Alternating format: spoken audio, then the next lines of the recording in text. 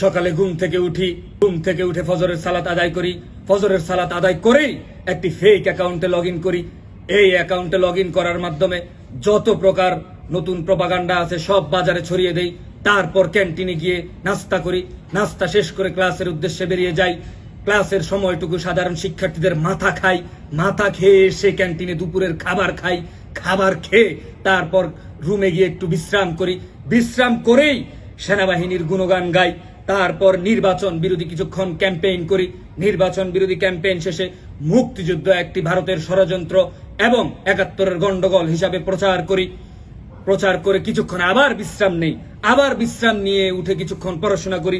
পড়াশোনা করেই আবার লেগে পড়ি চরিত্র হননের কাজে। চরিত্র হনন শেষ করে জান্নাতের কিছুক্ষণ টিকিট বিক্রি করি। সন্ধ্যা নামতেই মাগরিবের সালাত আদায় করেই ক্যাম্পাসে বেরিয়ে যাই মোরাল পুলিশিং করতে।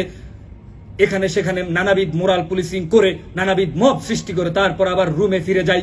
রুমে ফিরে গিয়ে রাতের খাবার গ্রহণ করি। খাবার গ্রহণ করেই রুমে গিয়ে আবার নতুন করে মুহুর্মুহু বট আক্রমণ শুরু করি। মুহুর্মুহু বট আক্রমণ করতে করতে যখন ক্লান্ত হয়ে যাই তখন একটুখানি বিশ্রাম নেই। একটুখানি বিশ্রাম নিয়েই নারীদের কত উপায়ে হেনস্থা করা যায় সেই সব করি।